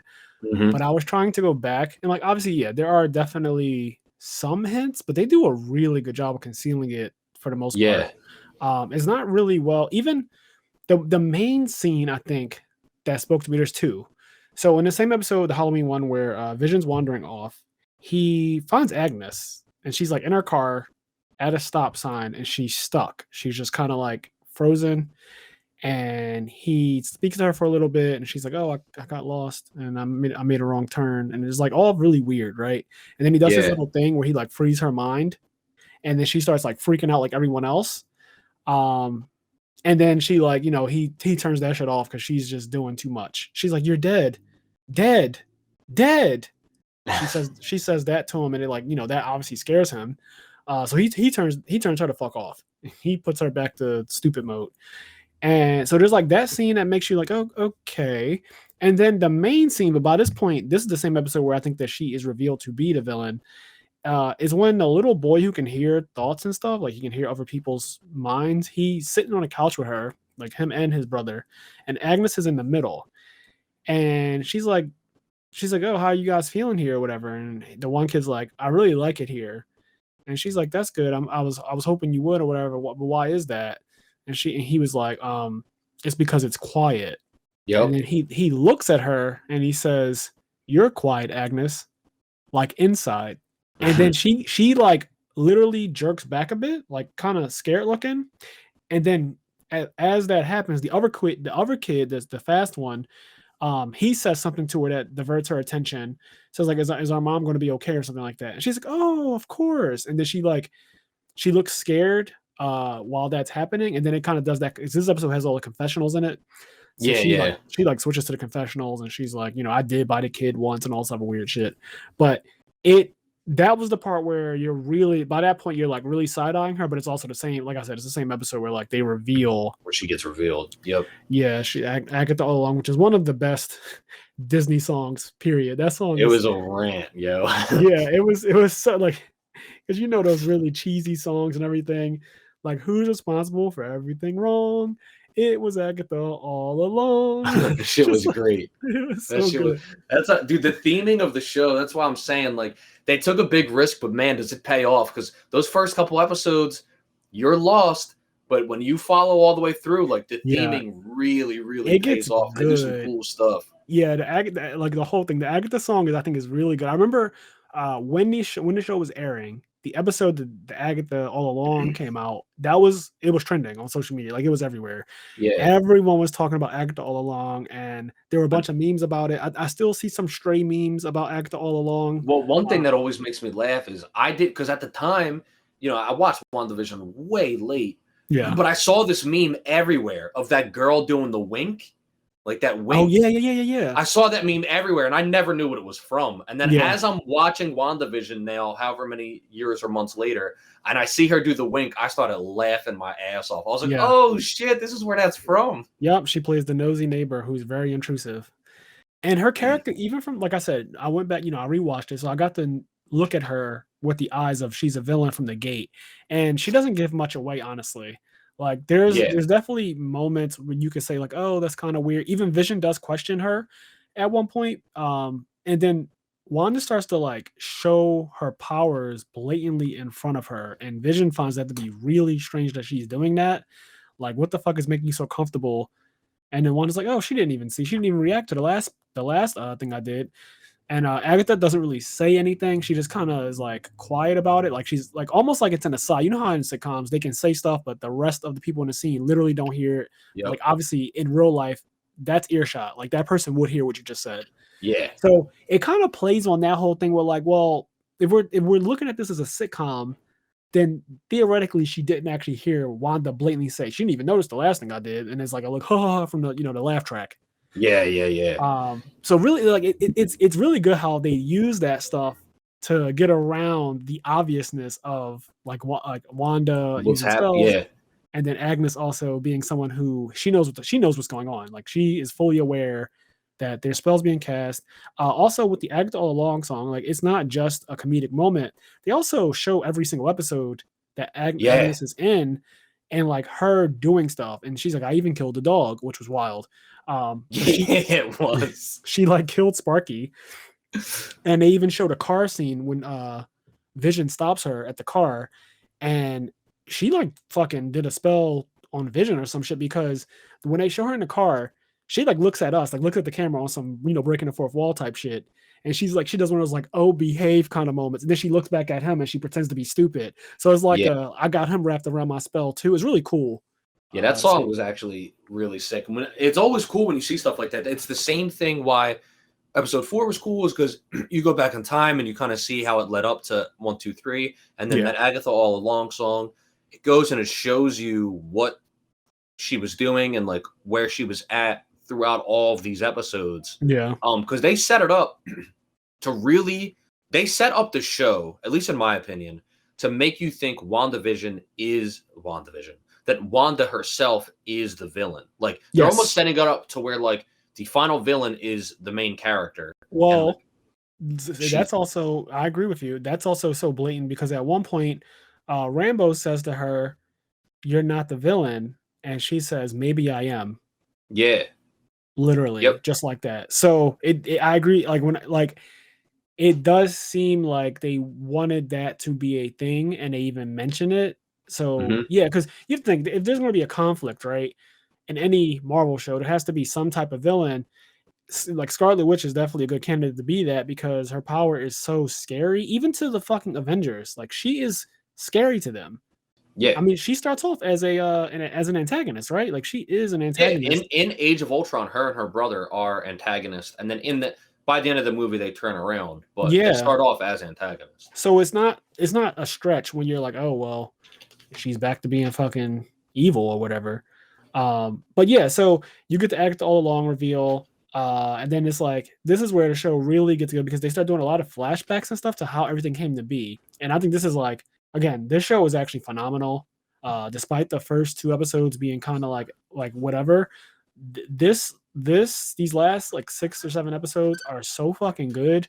And one of the things that happens is, she goes over Agnes's house, and they like go into the basement because she's wondering where her children are, because her children was Yeah. with Agnes, and she's like, where are my kids? She's like, oh, they might be in the basement playing or something. So she goes in the basement, and then Agnes like Ekta says, you're not the only one who can do spells around here, and she like fucking bounds Wanda or some shit with a spell, and it has her all up in the air and everything, and then she starts. Then like the episode goes off. They do the act all along, so an episode goes off, and then the next episode starts off with a backstory for Agatha. So they show her in like 1673, like some Salem witch trials type shit. Is a bunch of other witches surrounding her. She's like on a stake, and they're about to it looks like kill her very clearly. Like they're chanting in Latin and they're about to do some spell on her or whatever to kill her. And they all fire these blue laser beams into her body. It looks like she's getting destroyed by it. And then this purple energy comes out of like Agatha, and it like absorbs the youth out of all the witches, and they all become like crypt keepers, skeletons. And then her own mother, you find out, because at the time you don't know it until she says something about being her daughter or whatever. But like her mom, who's clearly like the strongest of them all, she like floats up in the air and she does the same blue energy beam thing into her, and the same exact thing happens. She like absorbs her energy out. And I remember she was pleading her case. She was like, I could be good. And they're like, no, you did the most forbidden thing you could do. You betrayed your covenant and you practiced the darkest magic there is. Yeah. And so that's like, to give context on why she's even being killed by her own coven, is because they said that you went past your age. You practiced magic past your age and you looked at the darkest magic there is. So she like betrayed them. She broke some ancient rules, whatever. And she's like, I didn't break any rules. I just made them bend to my will. And then she says, I can be good. She says I can be good. And then her mom says, no, you can't. And then she kills her mom too. So her power, like her magic it looks like she absorbs other people's magic when they try to fuck her over. Because then that's what she tries to do to Wanda. She tries to by the end of the whichever episode it is, she's like, she does do it. Give your magic to me. Like you don't deserve it. Even when Wanda first does a spell on her, she uses her little red energy ball things at Agatha, and she actually does blatantly absorb it, and she's like, oh, this is like nice, like I like this or whatever. She's like I take other people's magic who don't deserve it. It's kind of my thing. And she says something along the lines like that. So clearly that's like one of her powers or whatever. That whole process of that episode's cool too, because she has Wanda in a spell, she can't really do anything, but she teaches her that you can set up these runes to make it so that only a certain witch can use magic here. Yeah, that was really cool, and that comes into play in the last episode. I like that a lot. That comes into play, and then this is the same episode where they walk through Wanda's memories, right? Yes. So yeah, we're gonna get into that too, because that's extremely interesting. But so like you were saying about the rune thing is really cool, obviously, because that's how she ends up beating Agatha in the end. But what's also cool about that is she asks Wanda, and this is further proving that Wanda doesn't know shit. She says, how do you not know the basics? Yeah.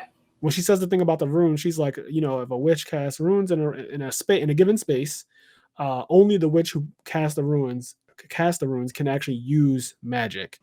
So, and she says like, how do you not even know that? It's kind of like a condescending thing, but it's also like you said, it taught Wanda in that moment. Like she learned, like, okay, sure, runes. Yeah. Interestingly, like she was like Wanda's teacher. Yes, in a small way, and you see at the very, very, very end epilogue of WandaVision, because you see her, she goes off in her own little cabin like Thanos, and she's like studying and reading all these books. She only kind of went through the catalyst of all that was Agnes or Agatha. Yeah, and so couple cool things. When the show first came out, I did a lot of research into Agnes/Agatha. So her name is Agatha Harkness, and then Agnes is literally short for Agatha Harkness. That's her like actual name. So Agnes and Harkness and so that I think that's really cool that they made a name that is a valid name out of her her real name. That's one. Two, in the comics, she is actually Scarlet Witch's teacher, like actually.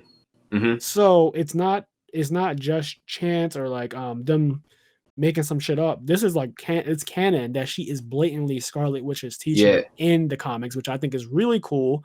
And so when she is teaching her stuff, it's not just for nothing, and it's not like, why would the villain be doing that? Like, no, she actually is a teacher for real, canonically. You know something that's weird? I'm sorry to cut you off. No, go ahead. I wonder if, because like you, I've read some Marvel comics. I've read some of the, like, for example, I read like the Civil War storyline in the comics years ago. But I don't avidly read all the comics like I do with manga, for example. Right? I'm not avidly in the comics. And I know stuff from friends or things that I've heard, or the little bit that I've read. But something I kind of thought about a couple times watching some of these movies is I wonder if it gets ruined for people. For example, if you know that if you hear a character's name and you know that name belongs to a villain and that character in the story is currently being portrayed as not a villain, does that ruin it for you? Is that kind of like a spoiler? So that happened to me with Harvey Dent in The Dark Knight.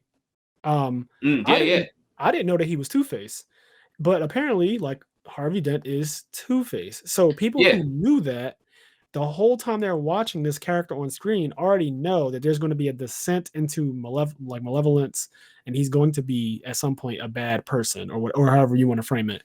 But me, me who doesn't read comics, me who doesn't really know people by their name and stuff like that in the comics, I'm watching Dark Knight. I'm looking at Harvey Dent. He's like the DA, the main DA guy or whatever, and he's like top dog, and he's supposed to be like this beacon of light. So I'm looking at him like, okay, he's great. Like, he's a good guy. Yeah. And, Batman doesn't like him, but Batman doesn't like him because he likes the same woman as him. So, like, there's that. But at the end of the day, I never looked at him as anything but a good guy. And then at the end of the movie, he has a fucking gun to a kid's head. Yeah. And those things are like one of the things I thought about when I watched Doctor Strange. There's I don't remember the guy's name, but he's the Black Wizard. He's the black guy, and throughout the whole movie, he's sort of like a senpai. He's like an older figure. Yes. To Strange. Strange, and at the end of the movie, he like turns into he basically at the end, like the very end, he's not the villain of the movie because he even helps at the end of it, but at the very, very end of the movie, he kind of gives hint and he like turns from the order and he becomes a bad guy at the end of the movie. He doesn't do anything villainous in the movie, but he becomes a bad guy at the end of the movie. Yeah. And then I looked him up, and like his name that was used in the movie throughout the whole, like, that is, I think, like, he's a villain. Like, he is one of Doctor Strange. So he's going to be. He's one of Doctor Strange's main villains. Wow. And I just thought that was interesting because, like, I watched the whole movie, and once, like you with Harvey Dent, I had no idea that he would become a bad guy, so to speak. Yeah, I had no after inclination watching the movie, I looked him up, and I was like, "Oh shit!" And so I wonder if a big Doctor Strange fan watched it. Do they watch it and they go like, "Oh, like, does that get spoiled?" Like, I just does. So my one friend Garen, who's like really big comic guy, like he's all into comics, right? And he's really cool. He knows a lot of facts about it. The same way we can recite shit from manga. Right? Like, we know everything about manga pretty much. He can do the exact same thing with American comics. He knows a lot. In fact, I actually go to him sometimes and ask him certain questions because, like, I'll see rants and arguments, stuff like that on Facebook, and it'll be like Thor versus Captain Marvel. And I'll go to, people have their own opinions or whatever, and I can't really tell. There's not a clear indicator on who is actually stronger out of those two people. So I'll go to him and say, hey, who is actually stronger out of Thor and Captain Marvel? And he's like, it's Thor, but it is not by a lot. But Thor is blatantly stronger than Captain Marvel. I'm like, okay, that's good to know. Like, that is like the feats that Thor has in the comics puts him over Captain Marvel as far as like who's more powerful or whatever.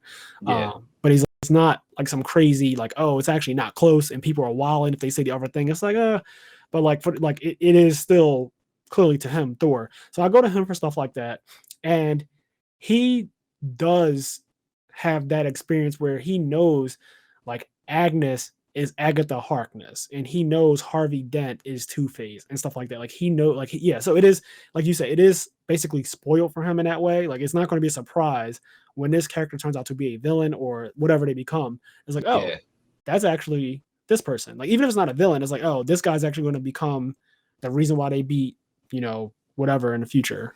Yeah, exactly. Yep. Yeah, I thought that was an interesting little thing. But yeah, so Agatha is the teacher of Scarlet Witch in the comics, and it's not to say that they never fight, because at one point in the comics they do actually have a battle, but I mean, she's the Scarlet Witch, so she wins, of course. But like, yeah, they do actually fight. She teaches her a ton of stuff.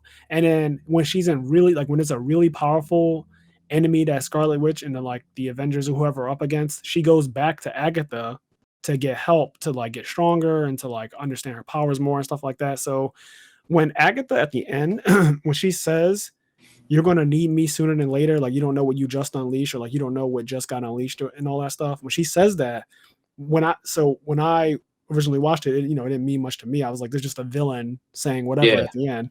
But then after I researched the character, I was like, oh, and she said, I know exactly where to find you. You'll be here.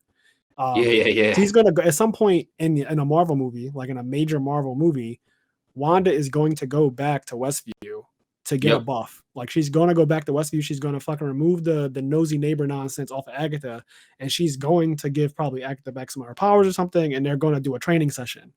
That is just going to happen, and it's really it's cool. Gonna go wrong, and then she's gonna it's gonna go wrong for sure. But yeah, she's blatantly going to go back to Agatha, who clearly understands. She's been around since 1673. Yeah, that's fucking wild. When I saw that date, I was like, God damn, that's a long ass time to live. And I guess that when she was sucking the youth out of those other witches, like that's how she lives for so long and looks the same.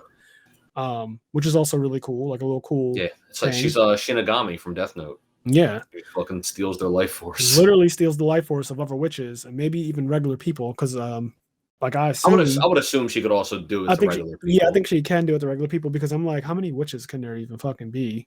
Yeah, But yeah, she steals the life force out of them, and so she's been around for almost 400 years, which is crazy. And so yeah, 1673 to like 2020.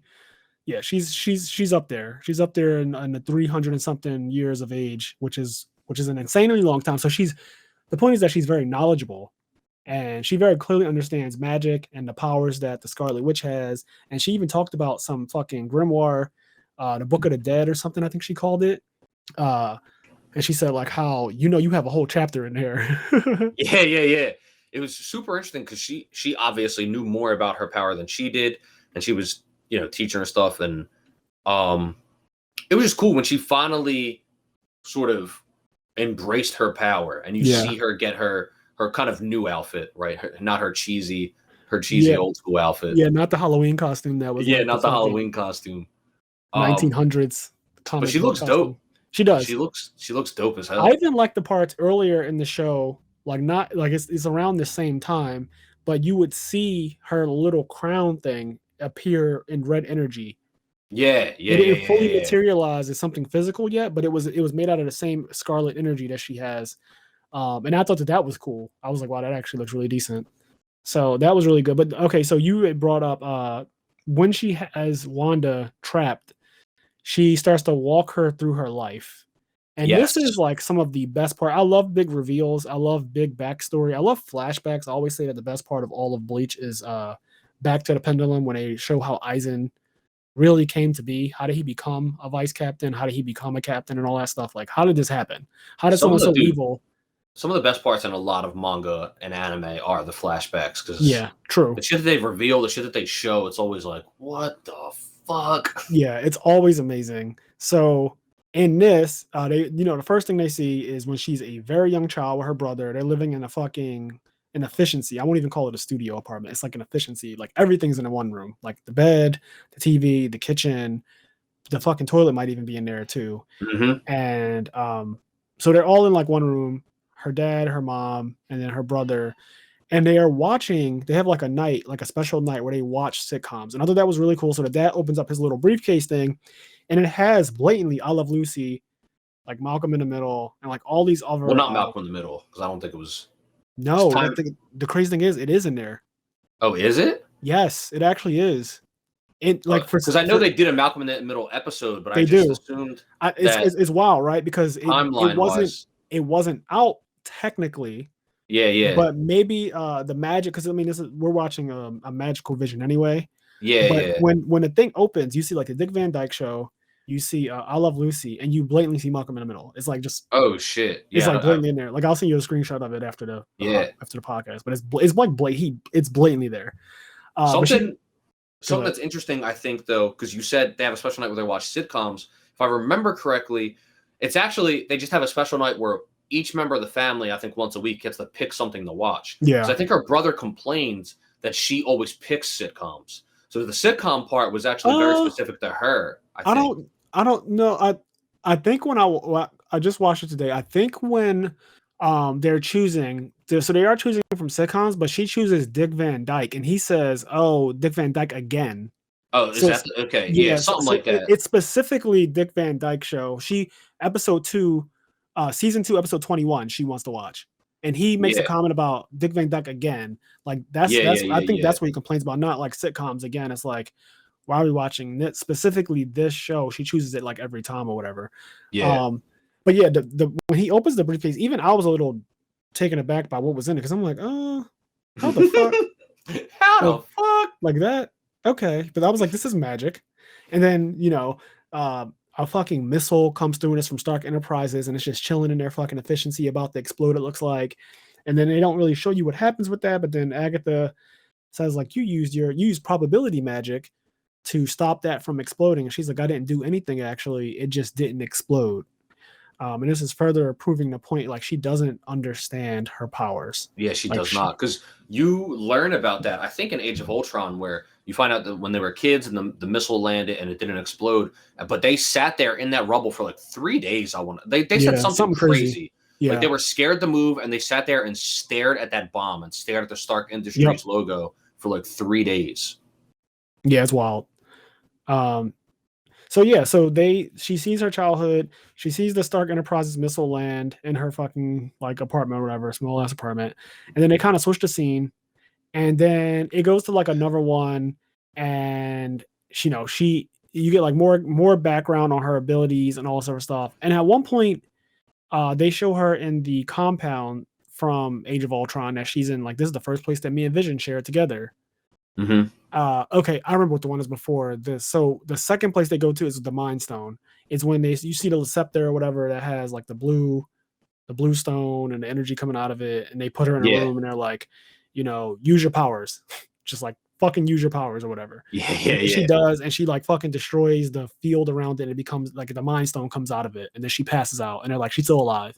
So that's like the second one, and then the next one is when they're in a compound together with Vision. Is like the first time they ever met. And it's when she tells him to like come into her room, and then he's all weird about it. He's like, "Oh, I didn't mean to intrude." And then she's like, "Really?" And he's like, "Well, I did mean to come in here, blatant. Like I did want to come in." And then she makes him sit down, and then they watch a show, and then he's all robotic, and you can kind of see we starts to get some of his humanity. Like this is where clearly she taught him how to be more human, because she's watching a scene, and it's from Malcolm in the Middle, and the house falls on the dad. And he's like, "Is this funny because of his grave injury?" Yeah, I remember this scene. Yeah, and she's like, "No, it's funny because he's actually not hurt at all, and like it's just a ridiculous thing that happened on TV." And he's like, "Oh, okay." And then he laughs at the next scene, and then he stops himself, and then she looks at him, and he's like, "Oh, I'm sorry," and she's like, "No, that was funny. Like that was something that you should laugh at." And he's like, "Okay," so he's starting to get it, or at least he's pretending to, and so you get like some more character development there. And then it goes to the most impactful, the most important scene, which is how like all of this shit came to be. And it's where Agatha brings up, like, you remember that feeling that you said that you felt was like complete emptiness, loneliness, like just nothingness. That's what this is. And so they show her go to Sword and demand the body of Vision because she wants to give him a burial. And the sleazy director dude, of course, he's like, he's like, it's $3 billion of vibranium, so I'm not giving that to you. I'm not just letting you walk out with $3 billion. Just reducing Vision to like his parts. To just spare parts, like, just spare parts. Completely, which is the exact opposite of what he claimed, like, complete asshole villain. When they ask him, like when he's putting on the facade of being a good guy, he says like, no, we have to, like, we don't want other people to use this as a weapon and blah. Right. Like he's putting on this whole facade, and then you come to find out like everything he claimed that he didn't want other people to do is what he was doing. Yeah, exactly that. Yep, hypocrite. So she like demands the body, and he tells her in so many words like no, and she even says like, like he belongs to me. He's like, no, he actually doesn't belong to you. He really belongs to us, like the government. and it's like he's the most powerful sentient weapon ever, and just again further reducing him from being anything remotely close to a human or like a real person that has like a soul or whatever. And Wanda's not going for it. She breaks the glass. She like floats down, and he tells the guys like stand down, like let her do her thing or whatever. Like let her see him like this because he's all broken apart. Like they have all of his limbs on like a different table. Mm-hmm. They're doing all kinds of experiments and shit like that. They're trying to like power him up and turn him on and get him back to working conditions so they could obviously use him as a weapon. And yeah, she fucking touches him with her like crazy energy and everything. But then they just show her like leave. They show her leave, and then they show her with the deed to the property where they were going to go to spend the rest of their lives. And it says on the deed like to grow old, and it has the plot of land that they were supposed to go to when I guess they retire from fucking being superheroes. So she goes to an empty lot and she's like crying and everything like that. And this is like where it all happens. She fucking bursts out red energy everywhere. She creates a vision out of nothingness.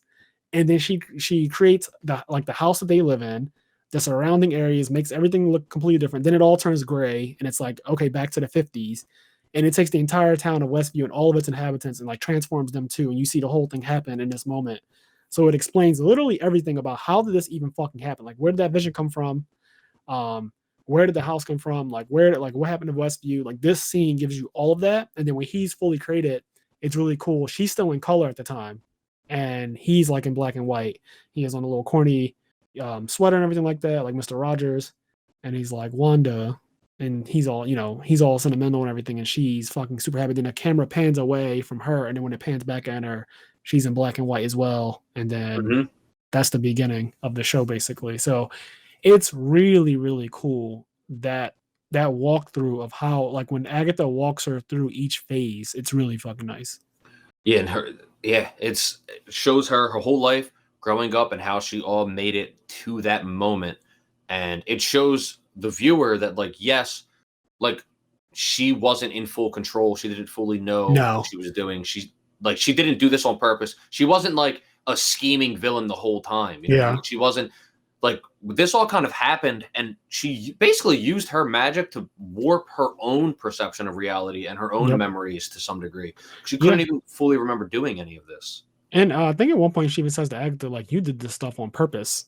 Yeah. Like insinuating that, like, I did not do any of this on purpose. So she stuck to that story the entire show, that she did not do this on purpose. So I guess we just have to take that for what it is. But she was very clear at all points. Every time somebody insinuates that, like, you did this to these people, is like, I did not actively, like, consciously, I want these people to be zombies and playing a script, and I want to create vision and all that stuff. Like, yeah, like, I obviously long for my long lost love, but I didn't do this. Yeah, I didn't mean to do this. This was literally, as her magic is, like, this was chaos. Like, she didn't really have control over this. It just kind of happened. And then once it happened, though, it was like, well, I'm here for it.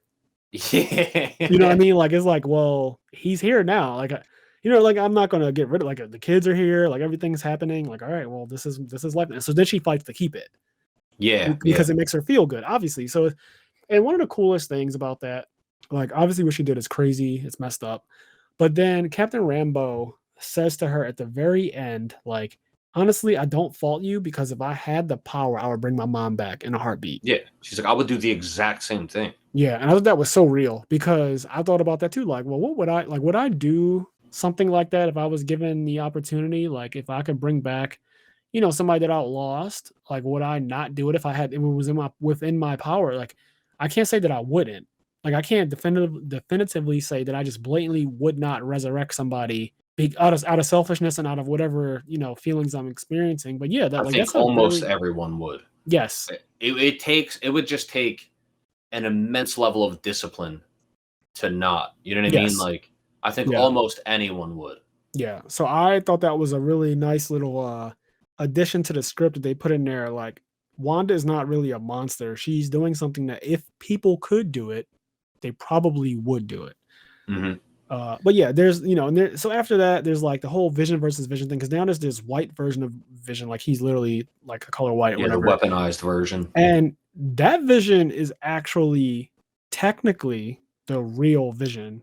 They like put them back together, and he doesn't have a mind stone, but he's like powered by her power because they got like the fucking drone that she threw back at him in the earlier episodes. Like, is this yours? The thing was brimming with the Scarlet energy, so they used that. They're like, oh, we've been trying to power him up with all these different energy sources, and the whole time all we needed was the original source or whatever. So they like fire that into him. He comes on, he goes into the fucking world, and he finds her. And she's all like sentimental and like, oh, Vision. And then he puts both his hands on her face, starts to break her face. He's like, I was told that you were really strong. And then the other Vision comes out. They fight, go back and forth. The best part about their fight is when they get into this one like library area. And he says, do you know about the ship of the Soul or something like that? It's like some ship. And the whole idea was if the ship starts to rot, and you start to replace pieces of the ship that were rotted with new pieces, is it still that ship? And so that was the first question. The other question was, conversely, if you take all of the rotted pieces of the ship and you like renovate them and remove the rot and refurbish it and then put all of those pieces back together, is that the ship? Yeah, this part was amazing. This is one of my favorite parts. I get fucking hyped for this stuff in general. When they start doing the philosophical stuff, yes, very philosophical. There's also something I really enjoy in a lot of things that I see when it's being done with artificial intelligence, and the fact that they're showing like the artificial intelligence, the AI, whether or not they have emotion and thoughts and feelings, and how they process things and how they go through things and how they obtain a sense of self, and then they go through just all these other just philosophical questions that humans. Like people would ask themselves, how do you prove what makes us a person? What makes us a human? What makes us like? How do we really have a soul? Right. I know. For example, you said you don't like Age of Ultron. I know a lot of people don't, but the best part of Age of Ultron, or one of the best parts, was at the very end when Ultron and Vision had that small conversation. Like they sat there, and Ultron and Vision were talking to each other. And so when I kind of got a similar thing again with the double Vision, and they had this conversation, I was all in. Like I was. This was written really well. I also didn't know anything about this story that he told. Like that whole concept of if something like has rot and you take it away, and you end up replacing the whole thing with new pieces. Is it still that? And then conversely, if you take all of the rotted pieces and you fix the rotted pieces and then you rebuild it in the same exact way, is that it? And then they come to the conclusion that neither are the ship, both are the ship. Mm-hmm. And so I guess the White Vision, he now is no longer like murderous towards the created Vision from Wanda's power. Because he realizes I am Vision. Yeah, so it's like this whole really cool that moment. Honestly, like you said, it's really really cool, and it also made me think like, wow, that's some deep shit right there. Like it's also just a really cool. I like that they took. Something I really, really like that they are doing is not everything is just ending in a knockout. Something we talked about literally yesterday, how it's interesting when like fights or interactions are more than just who's stronger. Yes. Like Vision versus Vision, it wasn't just settled by one of them beating the other one up. I really enjoy the fact that the apex of that fight is a conversation. Yep. And a really good one, not a bullshit one. Yeah, a really well done. It wasn't a talk no jutsu. It didn't feel like that. It didn't feel dirty. Mm-mm. It didn't feel like this other Vision had this resolve his entire life, and then he had this conversation that just like turn. You know what I mean? Like it didn't feel dirty. Like I was robbed, and like the writer was lazy. Yeah, no, not at all. The exact opposite. It proposed a very real question that made me think like, wow, that is some really deep shit right there. Yeah, it is.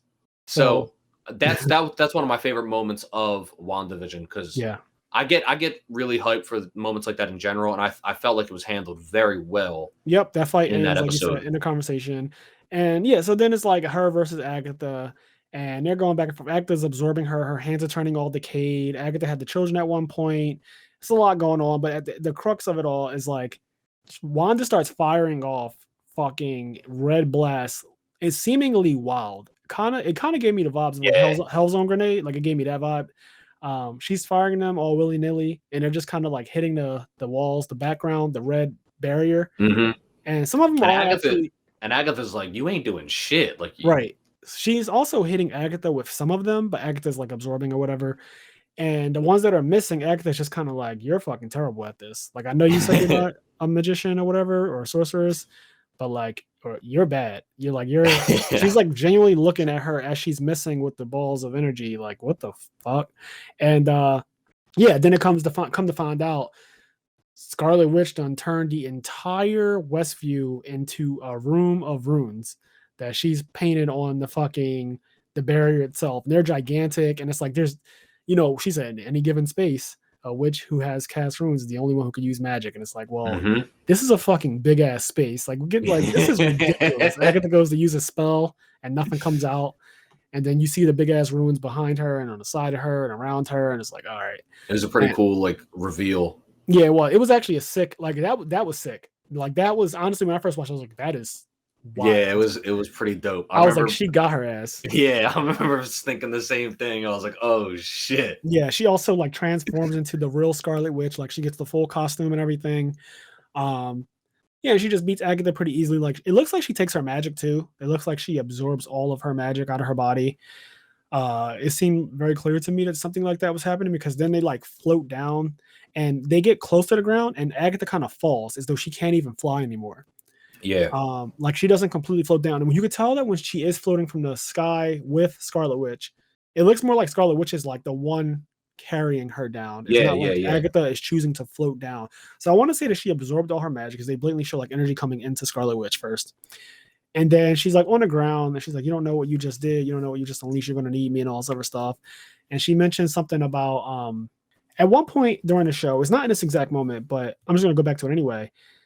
One of the things he said to me that was really interesting is like, there's a whole chapter about you in this Book of the Dead or whatever it's called. And she says, you're stronger than the Sorcerer Supreme. Yep, she does. Which I did not know. I didn't know that Scarlet Witch was considered more powerful than Doctor Strange.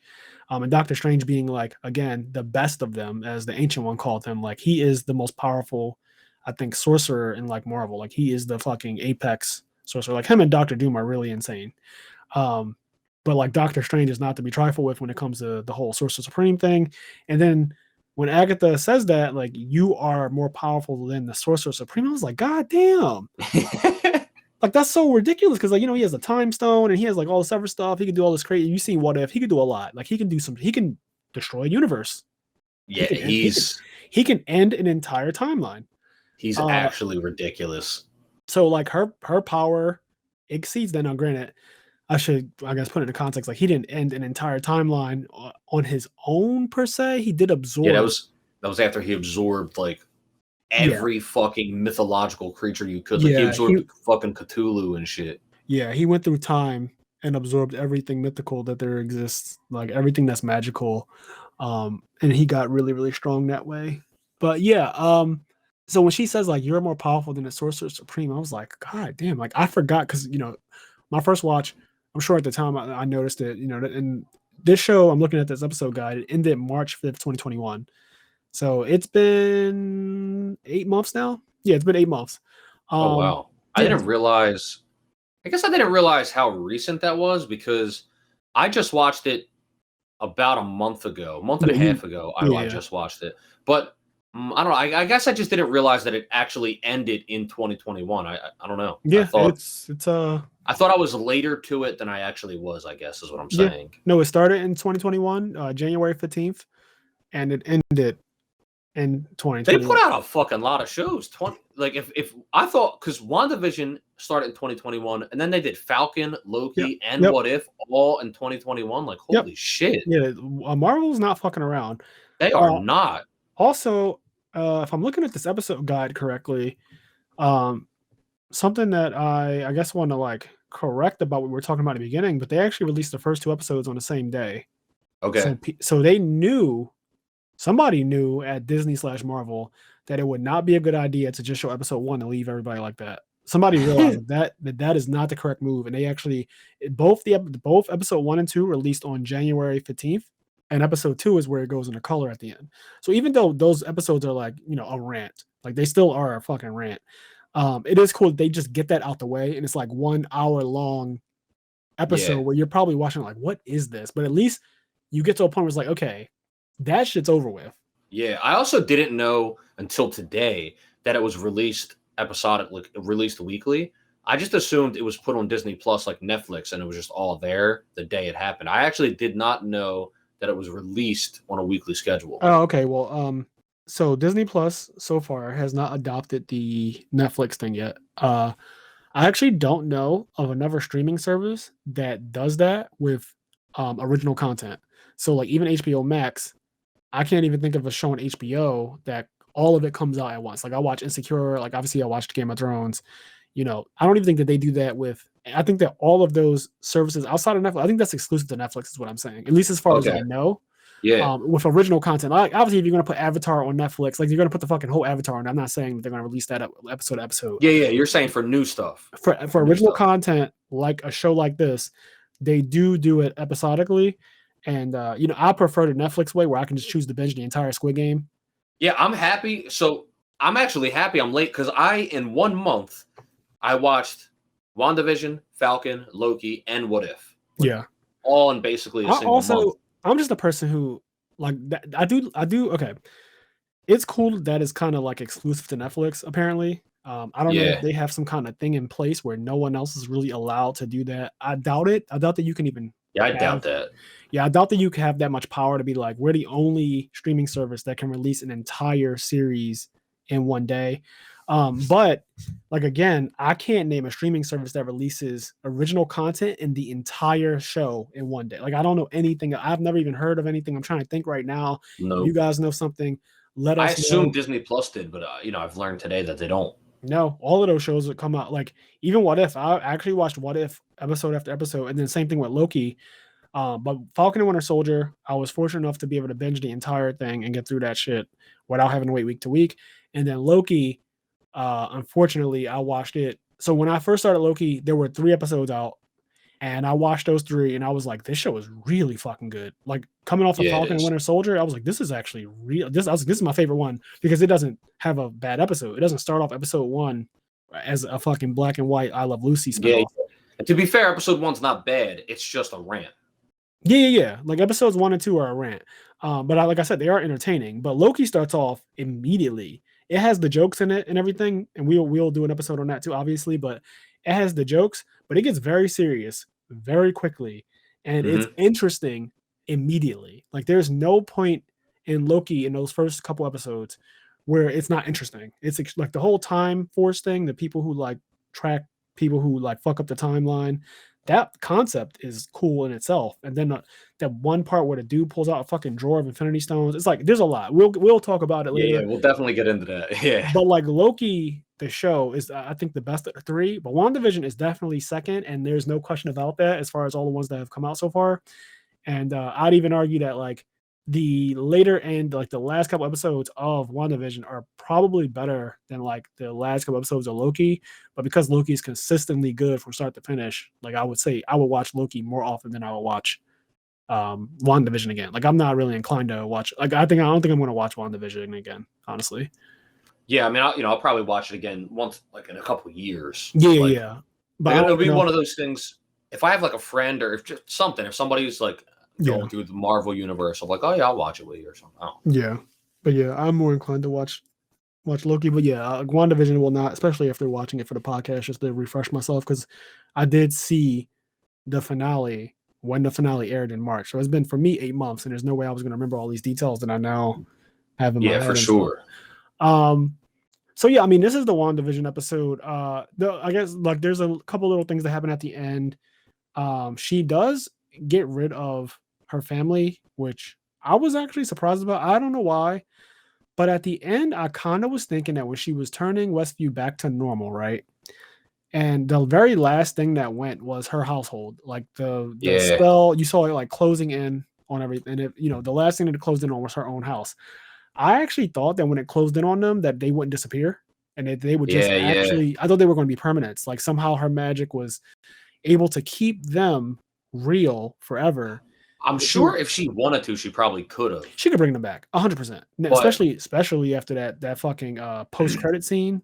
Yeah. In the cabin. When she's in that cabin, first of all, that scene is confusing to me. Because you see Wanda on the steps in like pajamas. Yeah. And she gets up because the tea kettle, like it's like squeaking now. She goes into the room, she goes into the cabin, and then she looks over, and there's another one like in full Scarlet Witch costume floating in the air with all of these red glyphs and shit all around her. And she has that book Yep. or the dead or whatever. And she's like flipping through it rapidly. And I'm like, what the fuck? And then it goes off. It is pretty trippy. That's one of those things where it gets you excited. You're like, I want to know what the hell is going to happen. Yeah, that part was cool as shit. So, but yeah, let us know what you guys think about WandaVision and write into IMNerdpodcast@gmail.com. We will read whatever you send to us allowed on the show. Or if you just have anything else nerd related that you want to write in about, also do that too. Yeah. I want to say real quick, I do think, because I don't think we were about to say it, but I don't think we got to saying it. At the end, when her family did disappear, in fact, you know, it could have been surprising. It showed maturity in her character. It showed that same maturity she was trying to teach to her kids about letting things go and like death being permanent.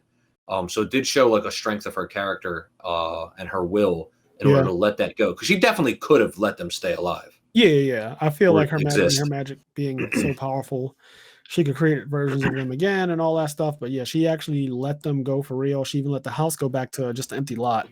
I thought that whole thing was definitely like, oh, this is a growth moment. This is her not being a hypocrite. Good stuff. It's a good show. It's actually just a really fucking good show. I was very, very impressed with it the second time around, knowing what to look for, knowing what I'm watching and not being confused when I'm watching I Love Lucy. So yeah, I even found myself, even those first 2 episodes, I did find myself kind of laughing at some of the corny jokes and things that were happening. Yeah, for sure. They do a good job writing a little sitcom. Yeah. So, but all right, I want to get out of here. It's been a while. We'll be back. All right. Another episode of the podcast soon. So, all right. As Have I always say, my mouse isn't working. Do the things that make you happy, guys. Peace out.